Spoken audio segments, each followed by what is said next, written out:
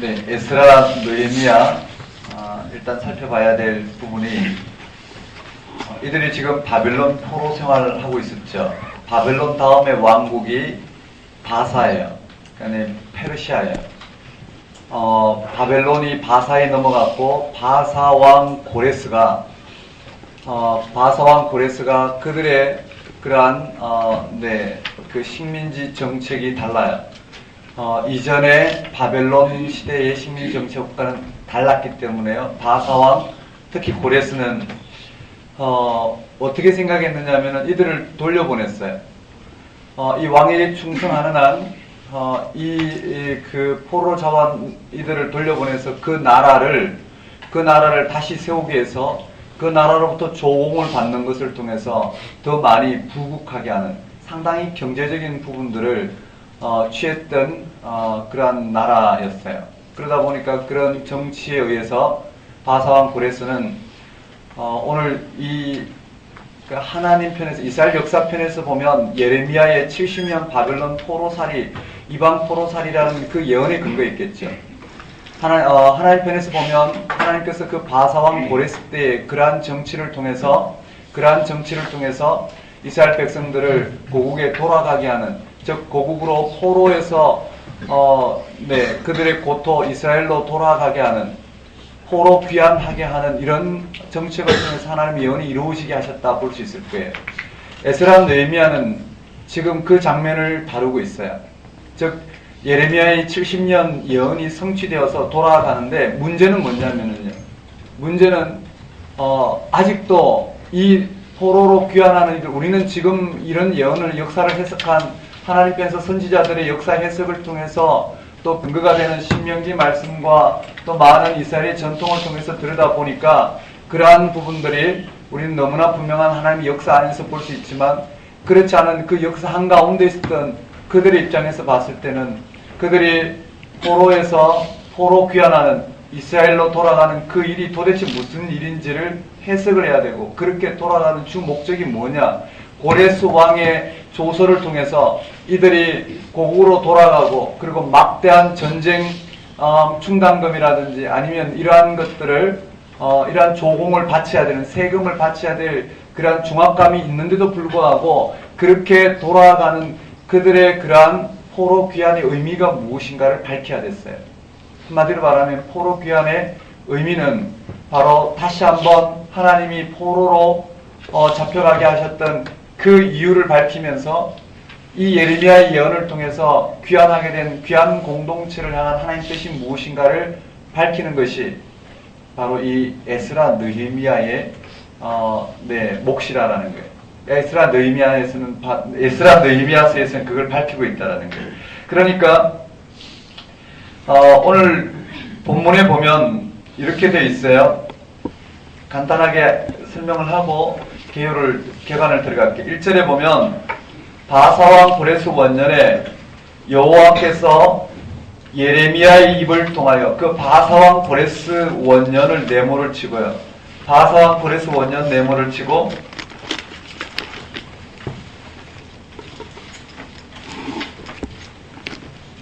또 예레미야 네모를 치고요. 역사적인 사건들이 그렇게 근거가 나오죠. 바사왕 고레스 원년에 여호와께서 예레미야의 입을 통하여 하신 말씀을 이루게 하시려고 바사왕 고레스의 마음을 감동시키심에 그가 온 나라에 공포도 하고 조소도 내려와 이르되, 조소 동그라미 할까요? 그가 조소 칙령, 즉 그가 어떻게 해요? 나라에 공문을 내려갖고 뭘 했느냐면은 2절에 바사왕 고레스는 말하노니 하늘의 하나님 여호와께서 세상 모든 나라를 내게 주셨고 나에게 명령하사 유다 예루살렘에 성전을 건축하라 하셨나니. 그렇다 해서 바사왕 고레스가 여호와 신앙이 있으냐면 그렇지는 않아요. 그건 다신 사상이었기 때문에요. 다만 그 입을 통해서 하나님의 의도를 드러낼 뿐이죠. 유다 예루살렘에 성전을 건축하라 하셨으니 이스라엘의 하나님은 참 신이시라. 너희 중에 그의 백성 된 자는, 그게 초점이에요. 그의 백성 된 자 동그라미 볼까요? 너희 중에 그의 백성 된 자는, 너희는 누굴까요? 이스라엘 백성들 말하겠죠. 또는 너희 중에 이스라엘 하나님은 참 하나님이시라 온 백성들이니까, 아니면 너희가 바빌론의 포로로 잡혀왔던 모든 이방 민족일 수도 있겠고요. 그렇지만 그 뒤에 나오는 그의 백성된 자는 누구의 백성인가요? 여호와의 백성된 자는 다 예루살렘으로 올라가서 이스라엘의 하나님 여호와의 성전을 건축하라. 그는 예루살렘에 계신 하나님이시라. 그 나라 있는 백성이 어느 곳에 머물러 살든지 그곳 사람들이 마땅히 은금과 그 밖의 물건과 짐승으로 도와주고, 그 외에도 예루살렘에 세울 하나님의 성전을 위하여 예물을 기쁘게 드릴지니라 하였더라. 그게 그의 백성된 자예요. 그걸 동그라미로 표시해봐요. 자, 이제 그러면은 에스라 느헤미야를 풀어갈 때 그의 백성된 자가 누구냐라는 거예요. 도대체 여호와의 백성된 자가 누구냐라는 게 초점이에요.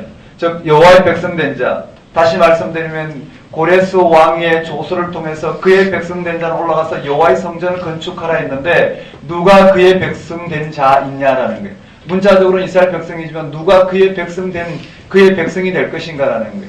누가 그의 백성으로서의 정체성을 갖게 될 것인가. 누가 여호와의 백성이라면, 여호와의 하나님의 백성이라면 그들이 이제 뭘 해야 되는가를 밝히고 있는 게 에스라 느헤미야라는 거예요. 이해되시나요? 포로로 잡혀와서 70년간 상징적으로 70년간 바벨론 포로 생활을 한 하나님의 백성들이, 이스라엘이 이제 고레스 왕의 조수를 통해서, 공문을 통해서 고토로 돌아가서 그들이 해야 될 텐데, 여호와의 백성 된 자로서의 정체성이 어디서 드러나느냐라는 거예요. 한번 따라해볼까요? 성전 건축. 그게 첫 번째 성전 건축이에요. 두 번째는요, 성전 건축을 하고, 성전을 건축한다라는 것은 다시 한번 어떻게 해요? 솔로몬이 성전을 건축했다라는 것은 그의 통치를 율법의 성전 지성소에 좌정하신 그 하나님이 지성소에 있는, 지성소의 언약궤 안에, 지성소에 언약궤가 놓이고 언약궤 위에 여호와께서 좌정하셨다는 언약궤, 즉 언약의 상징인 율법을 통해서, 언약의 상징인 두 돌판인 율법을 토대로 이 백성을 다스리겠다는 의미잖아요. 그런 의미에서 다시 한번 성전을 재건한다라는 것은 율법을 토대로 이스라엘 백성들을 하나님 백성 된 자로 세우겠다라는 의도가 있겠죠. 너무 좀 어렵게 들어갔지만요. 다시요. 한번 따라해볼까요? 그 백성된 자. 그 백성된 자. 네, 누가 그 백성된 자가 될 것인가?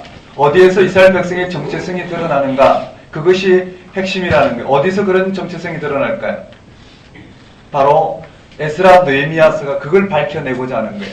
성전을 건축하고 성벽을 재건하고, 하지만 그것보다도 더 중심은 그들에게 율법이 시행되고 율법 위에 이 백성들이 하나님 백성 된 자인 정체성이 드러난다는 거예요. 그것이 에스라 느헤미야서를 통해서 하나님 백성의 재건이 어디서부터 출발하는지를 지금 설명하고 있어요. 자, 그렇게 보면 우리 한번 내용을 정리해 봅시다. 그러면 1장은 고레스 왕의 조서로 시작돼요. 한번 따라해볼까요? 고레스 왕의 조서. 고레스 왕의 조서. 그래서 한번 필기를 해볼까요?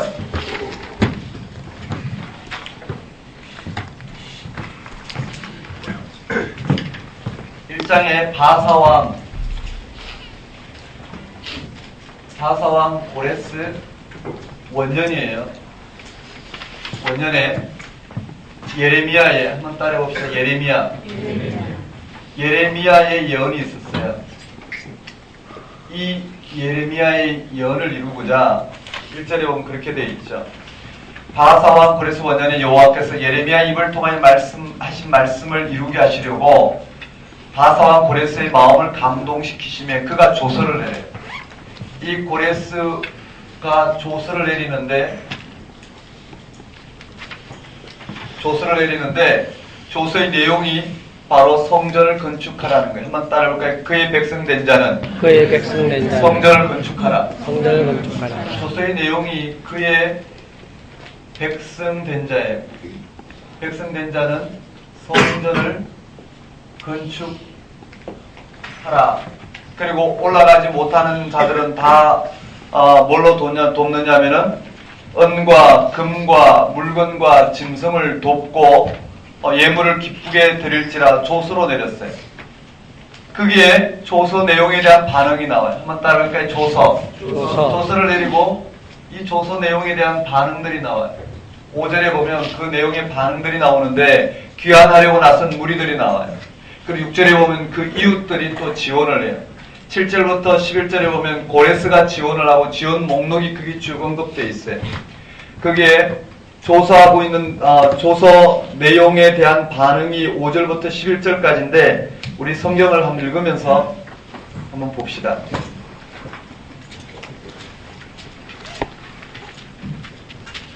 그냥 눈으로 한 번만 보면 아마 공부 건물이기 때문에 그냥 기억이 될 거라 생각해요. 자, 에스라서 보면 거기에 5절에 보면 이에 유다와 베냐민 족장들과 제사장들과 유다와 베냐민이 중심이 됐어요. 제사장들과 레위 사람과 무릇 그 마음이 하나님께 감동을 받고 올라가서 예루살렘 여호와의 전을 건축하고자 하는 자가 다 일어나니 그들이 누군가요? 그 백성된 자잖아요. 그 사면 사람들이 은그릇과 황금과 은금과 물건과 짐승과 보물로 돕고 그 외에도 예물을 즐거이 들었더라. 조서 내용 그대로예요. 한번 따라해볼까요? 유다 베냐민 제사장들 레위 사람들 마음에 감동된 자. 네, 그 내용을 한번 써보면 이렇게 되죠.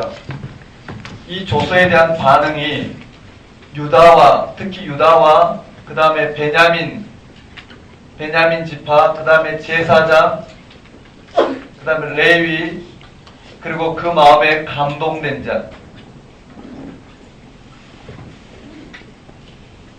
다 올라가기를 하고, 그 다음에 그 이웃들은, 그 주변에, 내 이웃들은 물질로 도왔어요. 한번 따라해볼까요? 은금과, 나머지 물건과 짐승으로 도왔다고 그랬어요. 그리고 예물을 아주 즐거이 드렸다고 그랬어요. 그리고 난 다음에 고레스의 지원이 7절 이하부터 이루어지는데요. 고레스 왕이 또 여호와의 전 기명을 꺼내어 옛적에 느부갓네살이 예루살렘에 옮겼다가 자기 신들의 당에 두었던 것이라.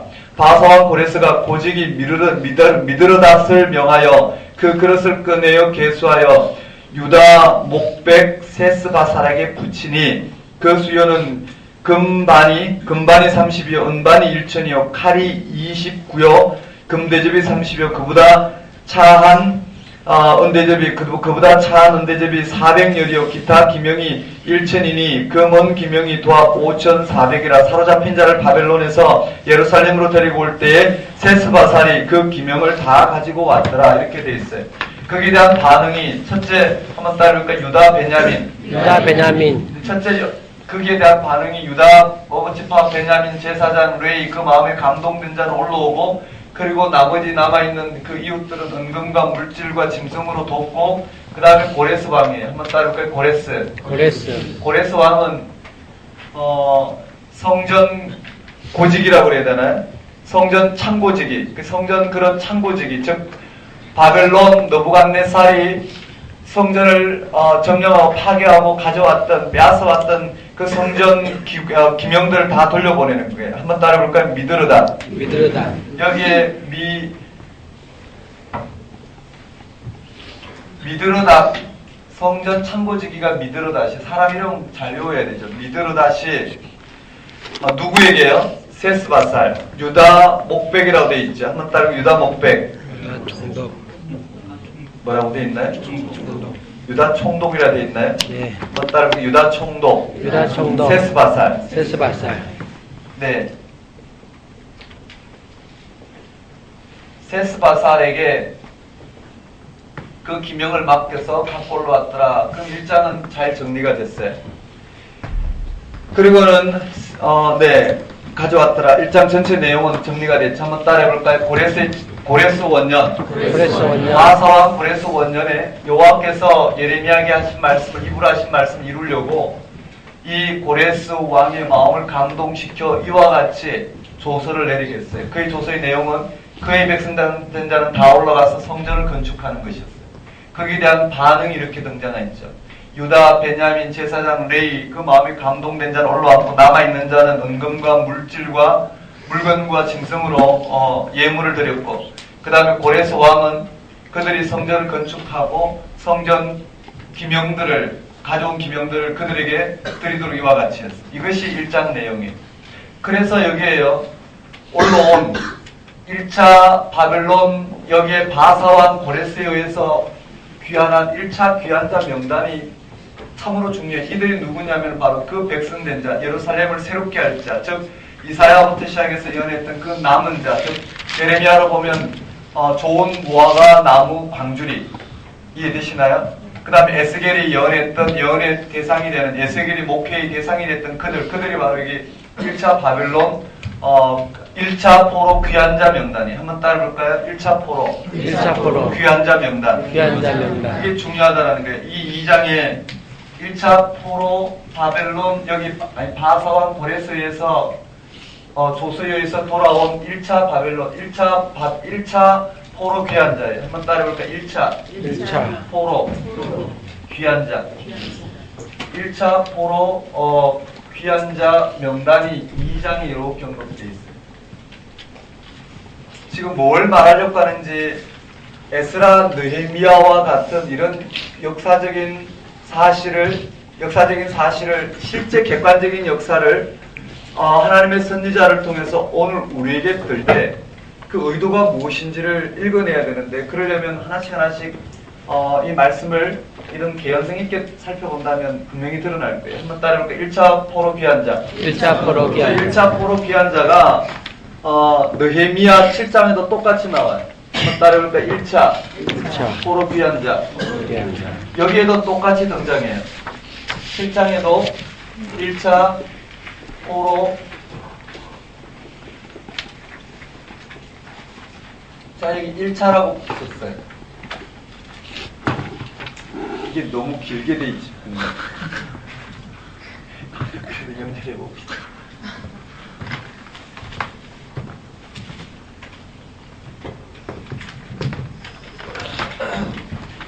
왜 에스라 느헤미야가 떨어진 책이 아니라 같은 책이에요. 에스라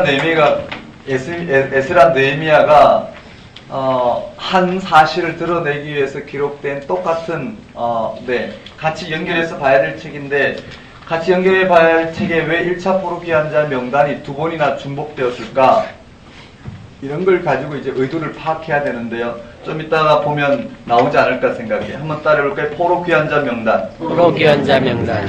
2장과 에스라 2장과 느헤미야 7장에 언급돼서 반복된단 말이야. 똑같은 거. 이런 식으로 명단을 반복하는 것. 이런 식으로 명단을 반복하는 것은 다른 말로 표현해보면 문학적인 의도를 파악해보면 이렇게 돼 있어요. 다양한 이야기들이 여기 나온 다양한 이야기들이 이런 반복된 사건을 통해서 이런 큰 거대한 사건을 통해서 반복된 이야기들이 반복된 이야기들이 다양한 사건들을 통해서 뭘 말하는지를 드러내고자 하는 구심점이 된다는 거예요. 좀 어렵나요? 네, 명단의 반복이 갖는 의미들이 있는데요. 그런 것들은 실제로 내용을 파악해 놓고 난 다음에 한번 들어보기로 합시다. 한번 따라해볼까요? 1차 포로 귀환자 명단. 포로 귀환자 명단. 자, 1차 포로 귀환자 명단이 언급되어 있고요. 네.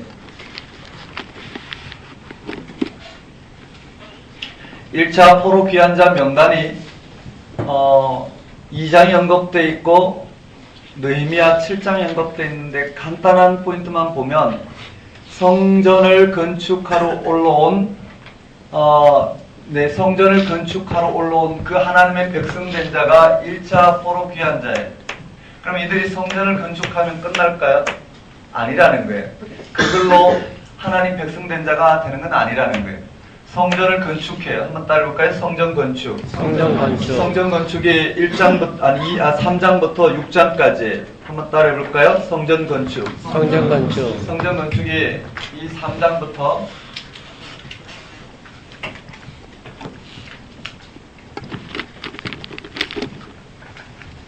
6장이에요. 자, 그러면 그 백성된 자가 이들인데, 그 백성된 자가 하나님 백성된 자가 성전을 건축했다고 하나님 백성되느냐면 그렇지 않다라는 거예요. 이 백성된 자가 성전을 건축한 의도는 성전을 건축한 의도는 하나님의 언약의 자리, 하나님께서 이스라엘 백성들을 통해서 언약한 언약의 자리로 돌아오는 거예요. 다시 말씀드리면 율법 위에 서는 거예요. 율법이 이스라엘 백성들에게 온전히 시행되는 거예요. 그걸 다른 말로 표현해보면, 조금 더 해석을 해보면 그들의 존재 근거를 이전에는 하나님이 약속하신 그 약속에 있었다면 이제는 어떻게 해요? 그 약속에 있어서 그 땅을 지키고 그 땅에서 좀 잘 살려고 하는 게 있다면 지금 그렇지 않다는 거예요. 성전을 재건하고 율법이 시행된다는 것은 그들의 존재 근거가 여호와 하나님, 그들을 불러주신 그 여호와 하나님을 그들의 존재 근거로 삼고 그들의 생명의 토대로 삼고 국가 운명의 가장 결정적인 근거로 삼고 새롭게 하나님의 백성 되고자 하는 것이 목적이었기 때문에요. 한번 따라해볼까요? 성전 건축. 그 다음에 7장부터 10장까지는 성전 건축 위에 그 의도인 율법이 시행돼요. 한번 따라해볼까요? 율법 선포. 종교개혁. 율법 선포와 종교개혁이 흘러가요. 그러니까 7절부터 나머지 7절부터 10절까지, 아니 7장부터 10장까지는 한번 따라해 볼까요? 율법 선포, 종교개혁. 또 그걸로 끝나느냐면 아니라는 거예요.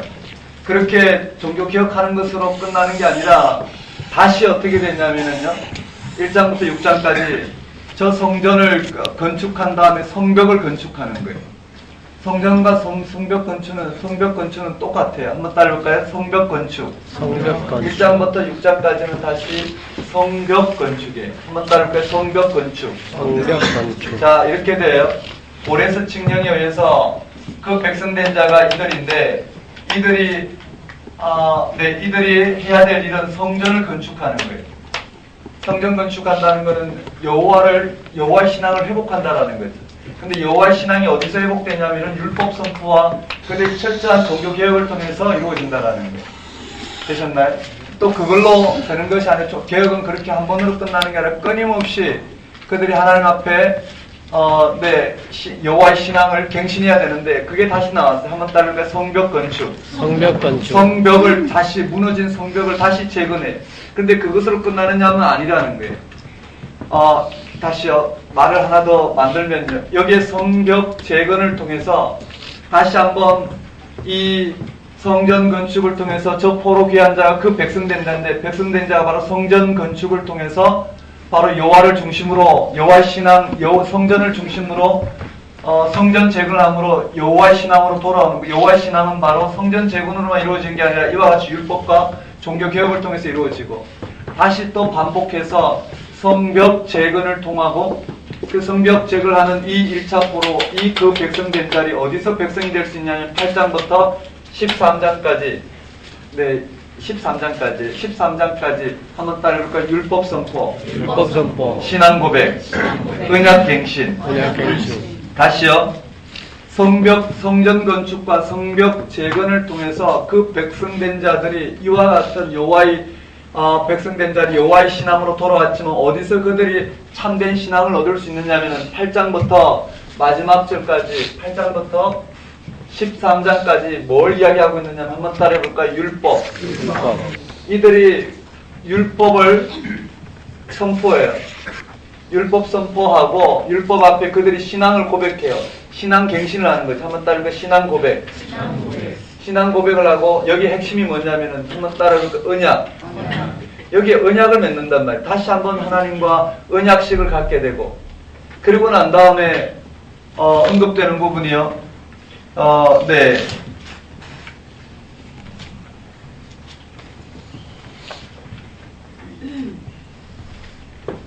이와 같이 보면 되겠군요. 한번 따르니까 율법 선포, 신앙 고백, 언약.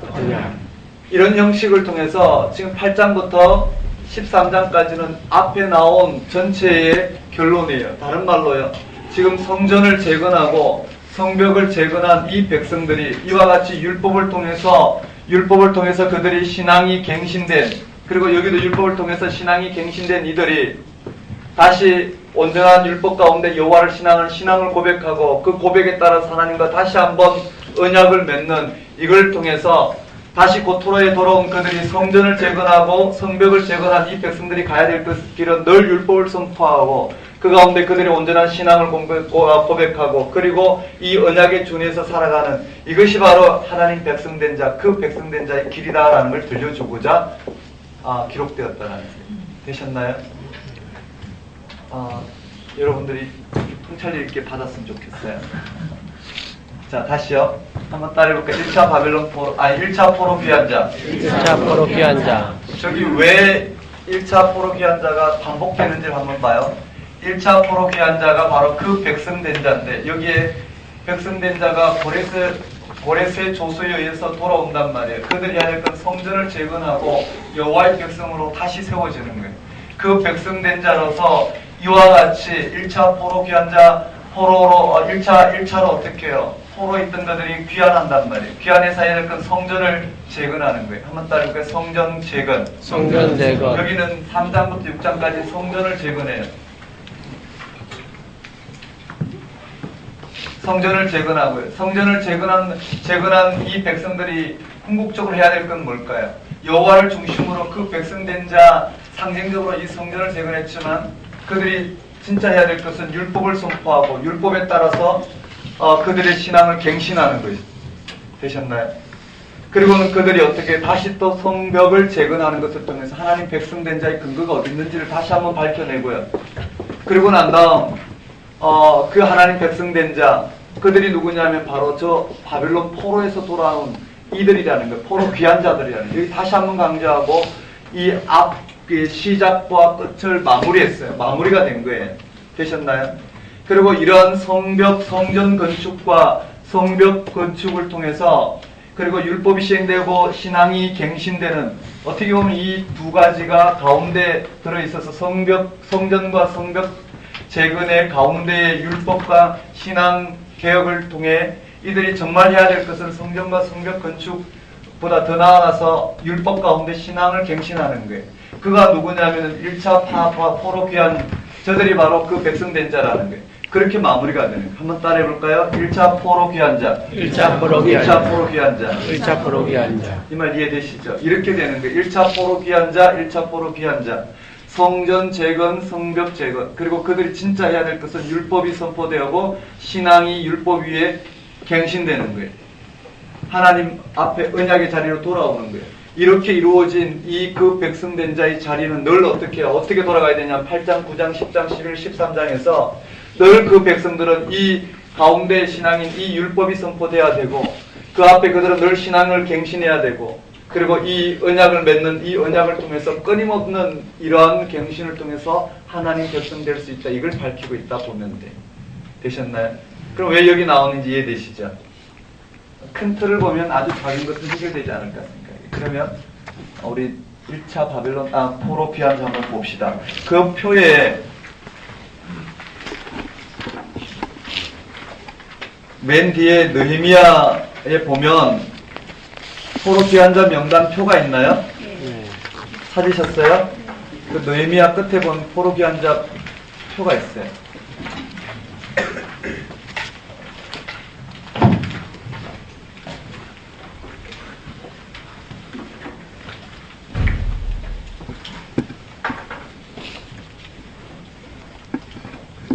그거 2장과 7장을 읽는 건데요. 한번 봅시다. 거기에 맨 위에 구조를 보면 구조가 있고 내용이 있고 에스라 2장, 느헤미야 7장 있죠. 맞나요? 네. 이걸 다 외울 필요는 없지만 그래도 눈으로 한번 봐봐요. 에스라 2장, 느헤미야 7장이 1차 포로 귀한 자 명단이 좀 차이가 나요. 왜 차이가 날까를 가만히 생각해보면 우리가 또 이해할 수 있어요. 거기 보면 거기에 바벨론에서 유다로 돌아온 명단인데 그게 내용을 보면 한번 따라해봅시다. 지도자가 언급되어 있어요. 그 다음에 일반 백성들이 있고, 찾으셨어요? 성전 봉사자가 있고, 족보 없는 자도 있고, 전체 회중도 소개되고, 추가자가 있고, 짐승이 있고, 예물이 있더라. 찾으셨죠? 한번 따라해봅시다. 지도자. 거기 2장 1절에 보면 지도자들이 언급되어 있어요. 2절에 언급되면 이렇게 되어 있어요. 지도자가 누구냐면은 스룹바벨과 예수아와 느헤미야와 스라야와 느엘라야와 모로드게와 빌산과 미스발과 비그웨와 르훔과 바하나 등 함께 나온 이스라엘 백성의 명수가 이러하니라. 이 지도자들이 명장이에요. 지도자들 중에 대표적인 두 사람만 유용될 것 같아요. 한번 따라볼까요? 스룹바벨, 예수아. 네, 예수와 여호수아죠. 맞죠? 스룹바벨과 예수와 두 사람.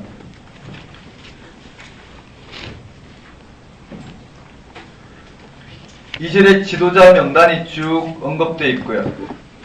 그 다음에 일반 백성이 가문 중심으로 또 장소 중심으로 일반 백성들, 돌아온 백성들이 언급되어 있고, 그 다음에 성전 봉사자 한번 봐봐요. 제사장이 있고, 레위인이 있고, 노래하는 자가 있고, 문지기 자손들이 있고, 느디님이 있고, 솔로몬의 신복이 있더라. 이렇게 되어 있어요. 그 다음에 만일에 저보고 문제를 내라면 다음 중 포로 귀환자 명단 중에 성전 봉사자가 아닌 사람은 해서 제사장, 레위인, 노래하는 자, 문지기 자손들, 르디님 어떻게 해야 될까요? 제가 말하고 싶은 건 르디님이 거기 나왔는데요. 네, 르디님이 거기 나온다라는 정도 보시면 될 것 같아요. 몇 번 반복되거든요.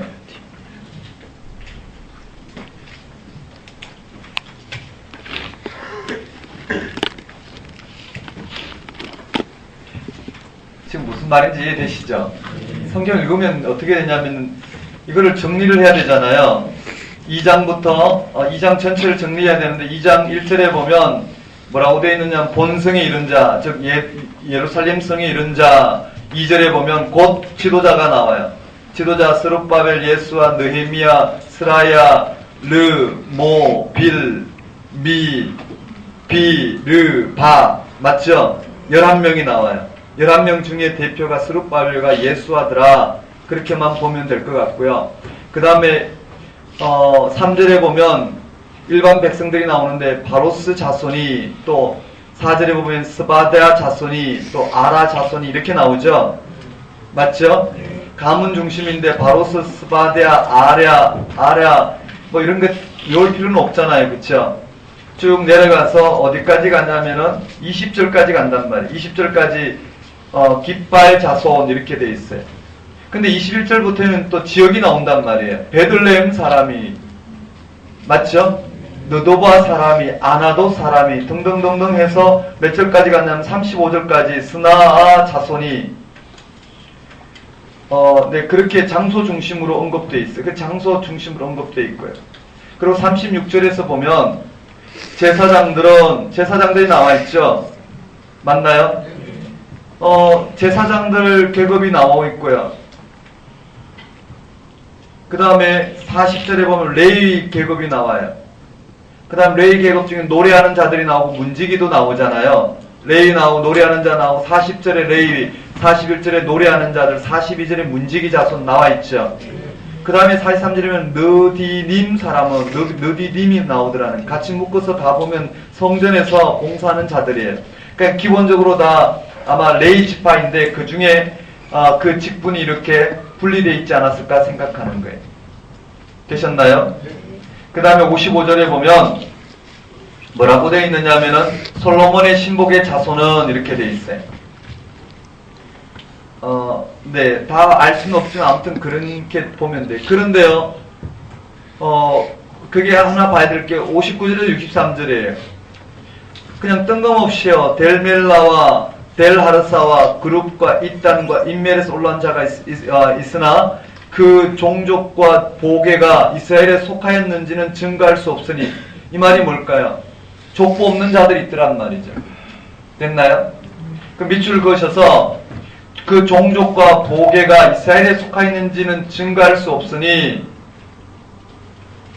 저들은 벨라야 자손과 도비야 자손과 느고다 자손이라 도합 652명이요 652명이라고 그랬어요. 이 사람들이 62절에 보계 중에서 자기 이름을 찾아도 얻지 못한 거로 저희를 부정하게 여겨 제사장의 직분을 행치 못하게 하고 방백이 저에게 명하여 우림과 tum빔을 가진 제사장이 일어나기 전에는 지성물을 먹지 말라 하였느니라. 그러면 어떻게 읽으면서 아주 특이한 내용이죠. 한번 따라볼까요? 종족과 보계. 종족과 보계가 없는 자. 한마디로 하면 족보가 없는 자잖아요. 보계, 종족과 보계. 제가 개혁 한글을 가져왔거든요. 뭐라고 되어 있나요? 가문과 선조. 가문과 선조. 선조. 네, 가문과 선조가 없는 자들이에요. 거기 동그라미 하셔서 가문과 선조가 없는 자들도 있더라. 그러고 난 다음에는 전체 회중이 64절에 소개되어 있어요. 온 회중의 합계가 몇몇 명이라고요? 42,360명이에요.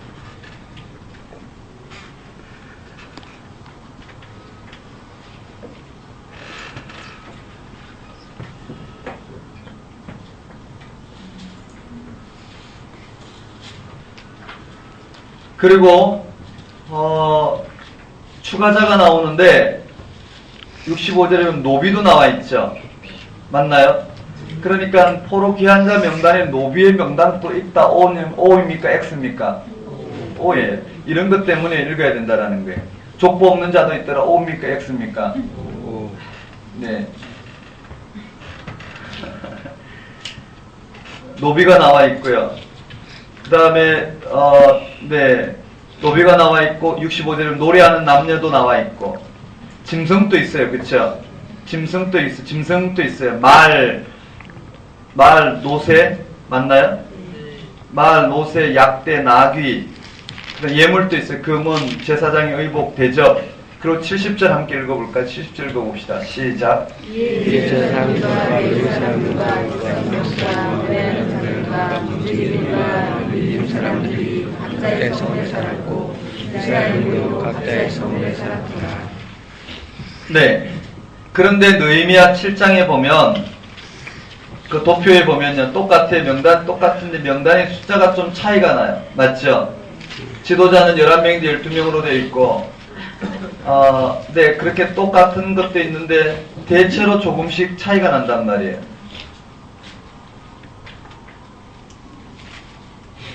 이제 왜 차이가 나느냐가 관건이란 말이죠. 왜 차이가 나는가? 이런 것들을 이제 해결해야 될 게 이제 성서신학에서 해야 될 부분이죠. 자, 그렇게 저희들은 그렇게 필요가 없고요. 그냥 이 정도만 봐도 될 것 같아요. 되셨나요? 거기 명단 눈으로 한번 익히면 되죠. 지도자 다 외울 필요 없어요. 이런 거 몇 명 써서 외우는 분들도 계시잖아요. 근데 그건 아무런 그런 건 나오면 틀리면 돼요. 나오지도 않을 거고. 대신에 성경을 읽었는지 안 읽었는지, 내용을 제대로 파악하고 있는지 아닌지 정도 묻는다면, 네, 그 어떤 중심이 있느냐. 예를 들어 노비가 있더라. 그 다음에 느디님 정도, 그 다음 족보 없는 자도 있더라 정도 보면 되고, 그 다음 지도자는 스룹바벨과 예수하더라 정도 보면 될 거다. 되셨나요? 네. 자, 그러면 3장부터 6장까지 성전 재건에 대해서 한번 따라볼까요? 성전 재건. 성전 재건. 그 흐름은 이해됐어요. 그쵸? 흐름은 이해됐어요. 역사적인 정황을 들어서 네, 하나님의 계시의 관점에서 다시 한번 재진술하고 있는 이러한 부분, 이거 한편으로 보면 어떻게 한편의 설교라고 봐야 되겠죠. 한편의 설교를 통해서 이런 의도가 뭘 밝히고 있는지를 읽어야 되는데요. 그러기 위해서는 정말 성경을 이렇게 아주 요약하면서 무슨 의도인지를 파악하면서 읽어야지만이 가능한 부분이에요. 또 신학적인 부분도 있고. 한번 따라볼까요? 성전 재건. 성전 재건. 근데 성전 재건에 또 어떤 에피소드가 있느냐면 방해 공작이 나와요. 성벽 재건에도 방해 공작이 나와 있고요. 그게 또 뭘 말하려고 하는지가 중요하다는 거예요. 하나님 나라의 실존이에요. 하나님 나라가 이 땅 가운데 세워진 실존은 그야말로 어떻게 해요? 그냥 세워지지 않는다라는 거예요. 철저히 구별되어져야 되고, 구별되어지고자 했을 때 이 땅은 그 하나님 백성들을 가만두지 않는다라는 거예요. 그래도 오늘 우리의 싸움은 어디에서부터 승리가 주어지는지 이런 부분들에 대한 해석들을 이러한 성전 재건과 성벽 재건을 통해서 들려주고 있다고 봐야 되겠죠. 그게 한번 보겠습니다. 성전 재건의 3장 1절에 보면 이스라엘 자손이 그 본성에 거하였더니 7월에 이르러 일제히 예루살렘에 모인지라. 모인 사람들이 나와요. 한번 따라볼까요? 예수와 또 제사장이 누군가요? 예수아가 제사장이죠. 총독은요? 스룹바벨. 핵심만 봅시다. 한번 따라 예수와 스룹바벨, 제사장들, 레위인들. 그들이 모여서 번제를 드리려 할세 3절에 무리가 열국 백성을 두려워하였다라는 거예요. 단을 그 트에 세우고 그 위에 조석으로 여호와께 번제를 드리며 기록된 규례대로 초막절을 지켜 번제를 매일 정수대로 날마다 드리고 그 위에는 항상 드리는 번제와 초하루와 여호와의 모든 거룩한 절기의 번제와 사람이 여호와께 절기에 드리는 예물을 드리되 7월 초하루부터 비로소 여호와께 번제를 드렸으나 그때 여호와의 전지대는 오히려 놓지 못한지라. 한번 따르니까 7월 1일. 그게 제대로 제단을 쌓고 번제를 드린 것은 7월 1일이라고 그랬어요. 초막절을 지키고, 그리고 문제는, 핵심 어디 나왔냐면은, 8절에 보면, 예루살렘 하나님의 전에 이른 지 2년 2월이에요. 한번 따르니까 2년 2월. 네, 2년 2월이에요. 이른지 2년 2월에 맞죠? 이른지 2년 2월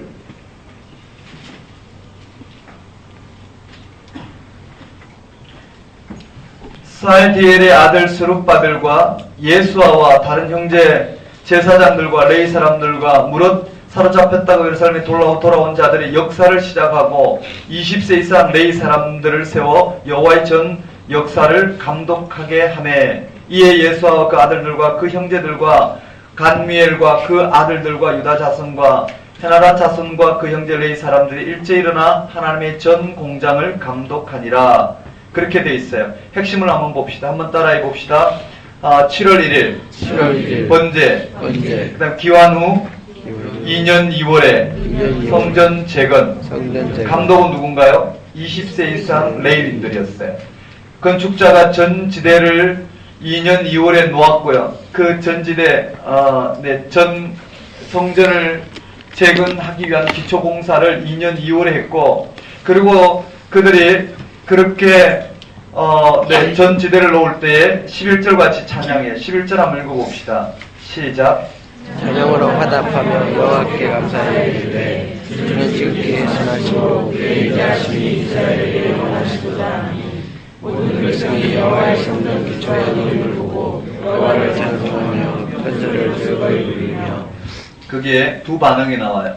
제사장들과 레위 사람들과 나이 많은 족장들은 첫 성전을 보았으므로 이제 이 성전의 기초가 노임을 보고 대성통곡하였으나 여러 사람들은 기쁨으로 크게 함성을 지르니. 그 청년들은 기뻐하고 노인들은 통곡했어요. 그 노인들은 누굴까요? 이전에 내 성전을 받은 사람들이에요. 그걸 기억하고 있는 사람들. 그리고 청년들은 이런 반응을 통해서 뭘 드러냈냐면은 성전 재건에 대한 감격을 드러내고 있다 보면 되겠죠. 맞나요? 네. 자, 그게 우리 핵심 한번 정리해 봅시다. 성전 재건인데 그 과정들이 쭉 언급되어 있어요. 쭉 예루살렘에서 7월 1일에 제단을 쌓고 그전에도 번제를 드렸지만 제단을 쌓고 율법에 기록된 대로 번제를 드렸어요. 물론 초막들도 지키고요. 그리고 여기에 전지대를 놓는단 말이에요. 한번 따라볼까요? 전지대 2년 2월 그때 반응들이 나와요. 반응들이 나오죠. 청년들과 노인들의 반응들이 나와요. 그 전 지대 성전 건축을 감독하는 이들은 누군가요? 20세 이상 레위인들이에요. 이렇게 보면 되겠네요.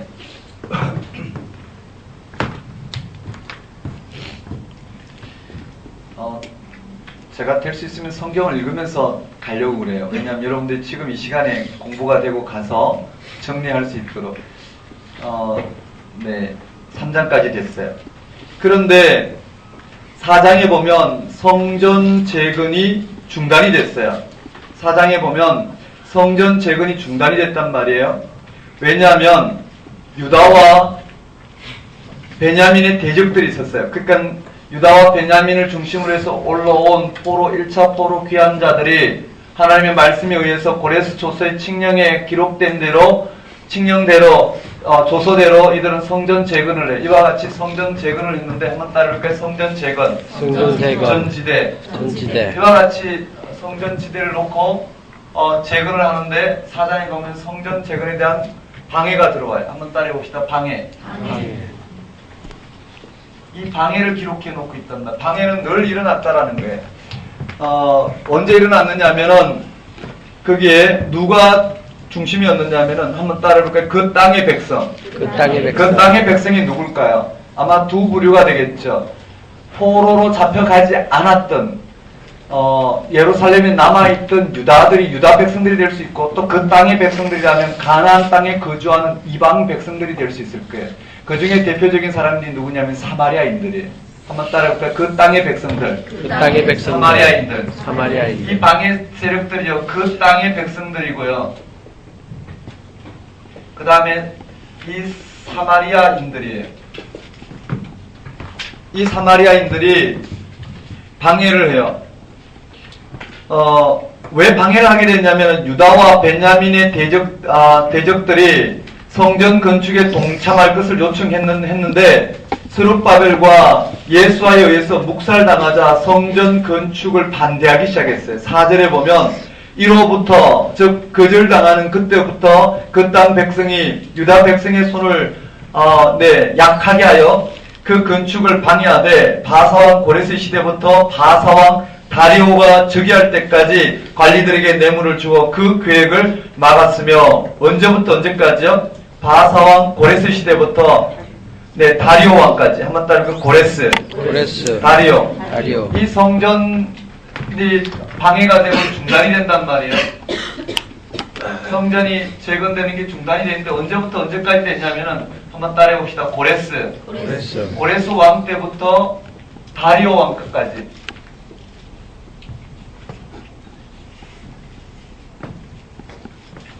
중단이 되는데요. 고레스 왕 때부터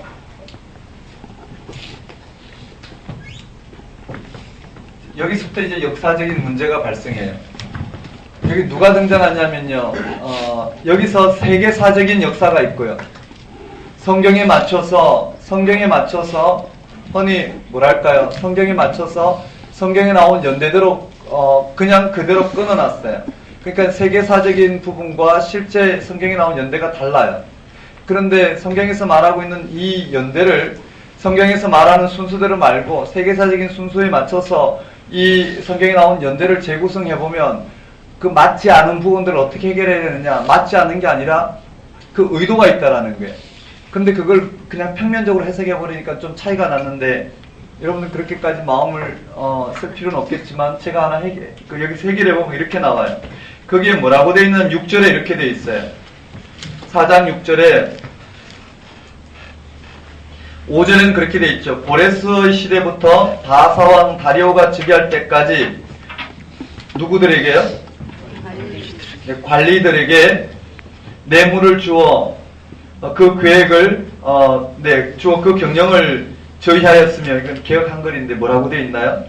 뇌물을 주어 그 계획을 막았으며 이렇게 돼 있어요. 그 4절 5절에 그렇게 돼 있고요. 6절에 이렇게 돼 있어요. 또 아하수에로가 즉위할 때에 이렇게 돼 있어요. 한번 따라해볼까요? 아하수에로 300 제가 정확한지 모르겠지만요. 300이라는 영화 보셨나요? 거기 보면 크세르가 나오나요? 세르크세스인가요? 그 300, 저도 봤는데요. 네, 그리스 왕이 창을 던져서, 네, 거의 죽일 뻔했던, 그 바사 왕, 그가 누구냐면 아하수에로예요. 그렇다고 그러는데요. 확인을 해봐야 되겠습니다. 네. 그 장면이에요. 그래서요, 그렇게 돼 있어요. 어떻게 봐야 될까요? 그게, 우리 그 표 한번 봅시다. 연대 표를 한번 보면은요, 10장 밑에 표를 보면, 고레스가 등장하죠. 맞나요? 고레스 등장하고, 다리오 1세가 등장해요. 그 다음에 다시 또 아하수에로가 등장하고 아닥사스가, 이게 연대, 원래 연대예요. 즉, 그 위에 네 개 연대 한번 따라해볼까요?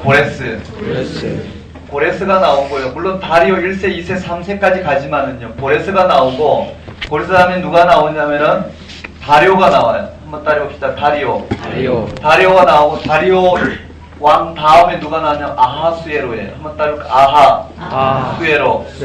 그 다음에 아하수에로 왕 다음에 아닥사스다예요. 한번 따라해볼까요? 아닥사스다. 요게 원래 순서예요. 원래 순서란 말이에요. 고레스와 다리오, 그러니까 이렇게 돼 있어요. 고레스와 다리오 왕 사이에 중단이 되었죠. 맞나요? 중단된 여기에 누가 등장하냐면 한번 따라볼까요? 아하수에로. 6절에 보면 아하수에로 왕 때에 방해가 있었고, 그 다음 아닥사스다. 한번 따라볼까요? 아닥사스다 왕 때에 방해가 있다고 그래요. 그럼 우리는 생각할 때요, 고레스 다음에 아하수에로가 나오고 아닥사스가 나오고 다리오가 나온단 말이에요. 그러니까 세계사의 역사는 좀 다르단 말이에요. 세계사는 이렇게 돼 있어요. 고레스, 다리오 1세, 아하수에로 1세, 아닥사스다 1세 이렇게 붙여놓고요. 그 다음에 다시 또 다리오가 나오니까 여기 다리오 2세로 성경은 이렇게 돼 있어요. 성경은 다시 또 다리오 2세하고 그 다음에 아하수에로 2세, 아닥사스다 2세 이렇게 가요. 그래야지 설명이 되겠죠. 이 말 이해되시나요? 헷갈리지 마시고요. 지금 고레스, 다리오, 지나고 아하수에로, 아닥사스다 이렇게, 그러니까 이렇게 되겠군요. 세계사적으로 이렇게 한번 따르고 고레스, 아하수에로, 아닥사스다, 다리오 뭐 이렇게 흘러가는데 실제로 우리가 구성해야 될 것은요. 한번 따라 봅시다. 고레스, 다리오. 고레스 왕 다음에 다리오가 분명해요. 그 다음에 아하수에로가 맞고요. 아닥사스다가 맞아요. 그런데 성경은 고레스 왕 때부터 다리오까지 성전이 중단되었고 그 방해한 일들이 이때 일어났다고 그래요. 그 말을 왜 여기다 가져왔느냐면은 고레스 왕 때 성전을 재건했어요. 성전을 재건하고 그 다음에 아닥사스다 20년 때 이때 성벽을 재건했단 말이에요. 성벽 재건할 때 이 기간 동안에 얼마나 많은 방해 세력이 있었을까요? 그 방해 세력이 실제로 아하수에로 왕 때, 아닥사스 왕 때 주로 방해 세력이 있었을 거예요. 이해되시나요? 그때도 있었고 그 다음에 고레스 왕과 다리오 왕 사이에 실제로 다리오 왕 때 고레스 왕과 다리오 왕 사이에도 방해 세력이 있었단 말이에요. 이해되시죠? 그런데 지금 이 성경은 어디다 기록했냐면 지금 여기서 기록하잖아요. 여기서 기록하니까 이들이 보기에 여기서 방해 세력이 더 분명할까요? 이때 방해 세력들이 더 분명했을까요? 이것이 더 분명했겠죠, 여기가요. 그러니 어떻게 해요? 지금 이 연대를 기록하면서 이들에게 있어서는 고레스 때부터 아닥사스까지 방해했던 그 방해 세력들이 있었는데 그 방해 세력들을 요때는 누가 방해했고 또 요때는 누가 방해했느냐 이걸 밝히기보다는 지금 여기서 기록하니까 이때 방해했던 대표적인 그들이 가장 인상적인 그 방해 세력들을 이 고레스와 다리오 왕 때 성전 재건이 중단되었던 그때 이 방해 세력들을 가져와서 기록하면서 그 예를 방해 세력의 예를 들려주는 형식으로 그러니 어떻게 해요? 이것은 나중에 일어난 일이지만 이들에게는 과거의 일이에요. 그러니 이 사건을 가져와서 여기에 기록할 뿐이라는 거예요. 무슨 말인지 이해되시나요? 이해되시죠? 네. 그래서 여기 아하수에로 왕과 아닥사스 왕이 다리오 후세의 일인데도 그것을 마치 이때 이런 일이 일어났던 것처럼 고레스와 다리오 왕 때도 이런 일들이 일어났더라 밝히고 있는 되셨나요? 그런 의도로 분명히 기록되었고 적어도 그렇게 하지 않으면 세계사의 흐름과 이 문맥을 파악하기 힘들어요. 그런데 그게 그런 근거들이 좀 있어요. 문맥상 좀 확인할 수 있어요. 그게 한번 보면은요. 별로 뭐 중요한 것 같지 않은데 왜 저러냐 하겠지만 성경에 보면 해결해야 될 것들이 많아요. 4장의 6절에 또 아하수에로가 즉위할 때에 그게 5절에 보면 이렇게 돼 있잖아요. 바사왕 고레스 시대부터 바사왕 다리오가 즉위할 때까지 관리들에게 뇌물을 주어 그 계획을 막았으면 종합적 진술이죠. 맞나요? 어디 왕부터 어디까지 종합적 진술이에요. 뇌물을 주어 막았으며 또 아하수에로가 즉위할 때 그 말은 하나의 예를 지금 들은 거예요. 아하수에로가 즉위할 때 또 아하수에로 즉위할 때 이미 후대에 일어난 일인데 가져 들어왔어요. 후대에 일어난 일들을 가져 들어와서 저희가 글을 올려 유다와 예루살렘의 거민을 고소하니라. 또 있잖아요. 7절에 보면 아닥사스 때에 이렇게 돼 있어요. 이해되시죠? 후대에 일어난 그때 아하수에로 왕 때도 아닥사스 왕 때도 있었던 그 일이 이때와 똑같은 일들이었더라. 이렇게 정말 예를 드는 정도로 들어왔어요. 되셨나요? 아람 문자와 아람 방언으로 써서 진술하였더라. 이렇게 돼 있고요. 8절에 그때 그 대적의 주 세력이 누구냐면 르훔과 한번 따를까 르훔, 심세.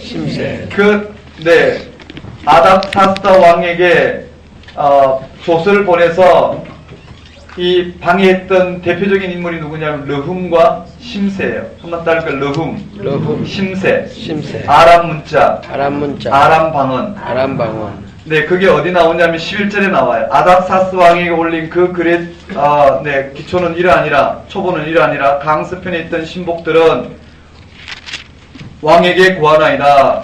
그래서 12절, 13절 한번 읽어봅시다. 함께 읽어볼까요? 시작. 왕에게 아뢰나이다. 당신에게서 우리에게로 올라온 유다 사람들이 예루살렘에 이르러 이 폐역하고 악한 성읍을 건축하는데 이미 그 기초가 수수하고 성곽을 건축하오니 이제 왕을 주시옵소서. 만일 이 성읍을 건축하고 그 성곽을 옮기면 우리가 다시는 조공과 관세와 통세를 바치지 아니하리니 결국 왕들에게 수나가 되리이다. 아닥사스 왕의 조서를 올려서 방해한 사람이 누군가요? 르훔, 심세예요. 맞죠? 르훔과 심세가 올려서 결국은 어떻게 해요? 이 아닥사스 왕이 성전 재건을 중단하도록 조서를 내렸어요. 언제까지요? 다리오 2세까지. 다리오 2년까지. 되셨나요? 이런 일들이 일어났더라 정도 정리하면 돼요. 그런데 방해를 어떻게 극복했느냐가 중요하다는 거예요. 이 성전 재건이 중단된 것들이 다시 어떻게 해요? 성전 재건 공사가 중단된 성전 공사가 재개가 되는데 어떻게 성전 공사가 재개가 됐는지가 중요하다는 거예요. 한번 따라해 볼까요? 중단된 성전 공사 재개. 네, 다시 시작해요.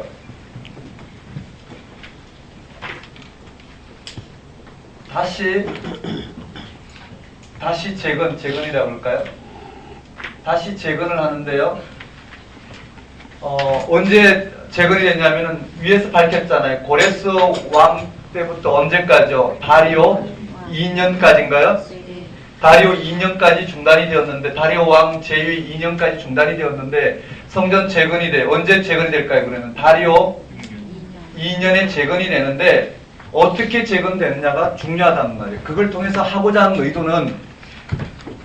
의도는 이와 같은 방해가 있다 하더라도 어떻게 우리가 이런 방해를 하나님 백성, 그 백성 된 자가 하나님 백성 되기 위해서 이런 방해들을 어떻게 극복해야 되는지 그 극복을 알려주고 있다라는 거예요.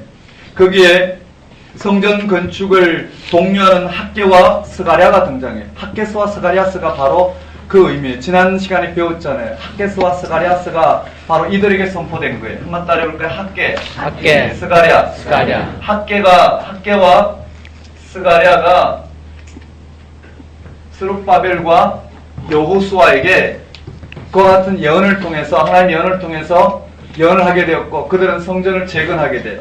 거기에 한번 봅시다. 성전 재건을 독려하는 학개와 스가랴가 나와요. 누구에게요? 스룹바벨과 예수아. 여기는 예수아지만 학개스와 스가랴스는 여호수아라 되어 있죠. 똑같아요. 다시 재건하자. 문제는요, 또 누가 또 나왔느냐면, 이것이 시간이 흘렀잖아요. 다시 재건을 했는데요. 다시 재건했더니 이들이 누구에게 올렸느냐 하면은 다리오 왕의 조서를 다시 올린 사람이 나와요. 한번 따라해 봅시다. 다뜨네. 여기 다뜨네와 그 다음에 스달 보스네. 한번 따라해 볼까요? 르훔심세. 이들이 아닥사스다 왕에게 조서를 올려서 아닥사스 왕이 성전 중단에 대한 조서를 내렸죠. 맞나요? 네. 거기에 학개와 스가랴가 하나님의 말씀에 의지해서 성전을 재건하라 독려하자 이들이 성전 재건을 시작했어요. 그러자 다시 총독이 중단되었던 성전을 재건하자 다리오 왕에게 다뜨네와 스달보스네가 조서를 올려요. 이 다리오 왕이 이제는 어떻게 했느냐면은 다리오 왕이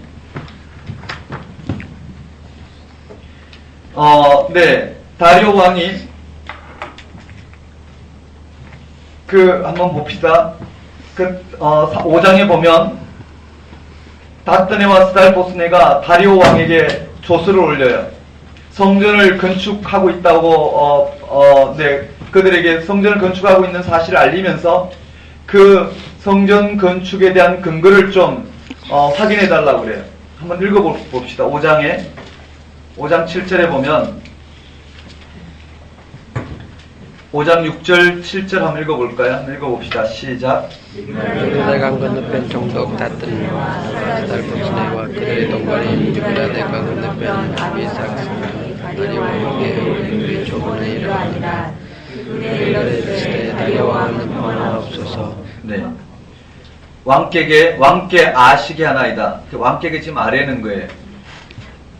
우리가 유다에도 가서 지극히 크신 하나님의 전에 나아가 본즉 전을 큰 돌로 세우며 벽에 나무를 놓고 부지런히 함으로 역사가 그 손에서 형통하옵기로 우리가 그 장로들에게 물어보기를 누가 너희를 명하여 이 전을 건축하고 이 성곽을 마치게 하였느냐 하고 우리가 또 그 두목의 이름을 적어 왕에게 구하고자 하여 그 이름을 물은즉 저희가 우리에게 대답하여 이르기를 우리는 천지 하나님의 종이라 오랜 옛적에 건축되었던 전을 우리가 다시 건축하는 이는 본래 이스라엘의 큰 왕이 완전히 건축한 것이었더니 우리 열조가 하늘에 계신 하나님을 경록케 하였으므로 하나님이 저희를 갈대아 사람 바벨론 왕 느부갓네살의 손에 붙이심에 저가 이 전을 흘며 이 백성을 사로잡아 바벨론으로 옮겼더니 바벨론 왕 고레스 원년에 고레스 왕이 조서를 내려 이 하나님의 전을 건축하게 하고 느부갓네살의 예루살렘 하나님의 전에 있는 은근 기명을 옮겨다가 바벨론 신당에 두었던 것을 고레스 왕이 그 신당에 취하여 세운 총독 세스바살이라 이름한 자에게 내어주고 일러 가로되 너는 이 기명을 가지고 지금 고레스 왕이 조서를 지금 읽는 거죠.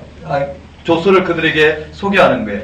16절 이에 이 세스바살이 이르러 예루살렘 하나님의 전지대를 놓았고 그때로부터 지금까지 건축하여 오나 오히려 필력하지 못하였다 하였사오니 이제 왕이 선히 여기시거든 바벨론에서 왕의 국고에 조사하사 과연 고레스 왕이 조서를 내려 하나님의 이 전을 예루살렘에 건축하라 하셨는지 보시고 왕은 이 일에 대하여 왕의 기쁘신 뜻을 우리에게 보이셔서 하였더라. 다소 객관성이 있는 것 같지만 어쨌든 이들은 어떻게 해요? 학개와 스가랴의 예언에 대적해서 지금 사실 여부를 확인해 달라는 조서를 누구에게 보냈나요? 다리오 왕에게. 이들의 조서의 내용에 성전을 건축한다는 내용이 있고, 맞죠? 성전을 건축한다는 내용이 있고, 왜 건축하냐 물었더니, 한번 따라해볼까요? 고레스 왕의 조서에 의해서 건축한다고, 밝혔어요. 그래서 이 고레스 왕의 조서가 사실인지 아닌지 확인해 달라고 그랬어요. 그러자 지금 누가 확인했나요? 다리오 왕이 이제 해야 될 차례. 한번 따라해볼까요? 다리오 왕. 다리오가 이 닷드네와 스달보스네 총독이 올린 조서에 답변하는 답신을 보내요. 첫째는 어떻게 해요? 고레스 칙령을, 고레스 조서를, 조사를 해요. 궁정에서 조사를 해서, 고레스 칙령 본문을 발견해요.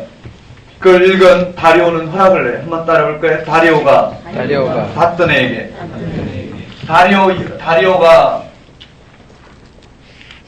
이 다리오 왕이 그 칙령을 이 닷드네에게 답신의 글로 보내면서 여기에 고레스 조서를 확인을 해요. 그리고 고레스 조서에 의해서 다시 어떻게 해요? 성전 재건을 허락하는 이런 장면으로 연결돼요. 본문 한번 봅시다. 6장 한번 볼까요? 6장 1절에 이에 다리오 왕이 조서를 내려 서적 곡간 곧 바벨론에서 보물을 쌓아둔 곳에 조사하게 했더니 메대도 앙메다궁에서 한 두루마리를 얻으니 거기 기록하였을 때 해서 고레스 왕 원년에 조서 내린 내용이 그렇게 쭉 언급되어 있어요. 6절에 이제 강서편 총독 닷드네와 스달보스네와 너희 동료 강서편 아바삭 사람들은 그곳을 멀리하여 하나님의 전 역사를 막지 말고 이들이 막았다라는 거예요. 유다 총독과 장로들로 하나님의 이 전을 본체에 건축하게 하라. 내가 또 조서를 내려 쭉 언급되어 있어요. 그리고 그 세금과 경비를 이 사람에게 신속히 주어 지체하지 말라고 그랬어요. 날마다 주어 저희로 알고 하나님께 향기로운 제물을 드려 왕과 왕자들의 생명을 위하여 기도하게 하라. 11절 내가 또 조서를 내리노니 물론 누구든지 이 명령을 변개하며 그 집에서 들보를 빼어내고 저를 그 위에 변개하면 그 집에서 들보를 빼어내고 저를 그 위에 메어 달게 하고 그 집은 이로 인하여 그름더미가 되게 하리니 이렇게 언급되어 있어요. 조서를 내렸어요. 그 결과 13절에 준행하게 되었고요. 그리고 14절에 건축하며 필려 다 마쳤어요. 그 마친 횟수가 바로 15절에 나와요. 15절 한번 읽어볼까요? 시작. 네, 다리오 왕 제6년 아달월 3일 맞나요? 아달월 3일에 성전 일을 끝내니라. 한번 따르니까 다리오 왕 6년 아달월 3일. 다리오 왕 2년이 시작해서 다리오 왕 몇 년에요? 6년에 또 아달월이 몇 월인가요? 12월이죠. 왜 아달월이 12월일까요? 아달달달달 12월 네 이때 성전이 완공이 돼요. 한번 따라해볼까요? 성전 완공. 네, 흐름만 일단 잡았어요. 그렇게 해요. 네, 성전 일을 끝냈어요. 그리고 16절에 봉헌식을 가졌어요. 한번 따라할까? 봉헌. 네, 봉헌하였고요. 그리고 19절에 사로잡혔던 자의 자손이 정월 14일에 한번 따라할까? 1월 14일 6월절을 지키되 네, 이들이 여기 사로잡혔던 자들이 돌아와서 여기는 6월절을 지켜요. 한번 따라할까? 6월절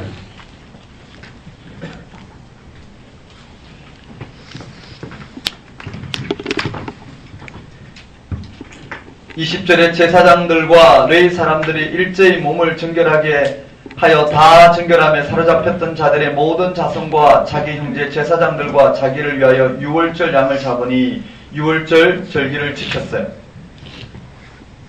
이것으로 끝났느냐 하면 아니라는 거예요. 2일 후에 이렇게 돼 있어요. 한번 따라해볼까요? 2일 후에 이제 2차 포로 귀환이 이루어져요. 그것이 에스라를 통해서 언급되고 3차 포로 귀환은 느헤미야를 통해서 언급돼요. 네, 우리 10분 쉬었다가 나머지 들어가겠습니다. 10분 쉬겠습니다.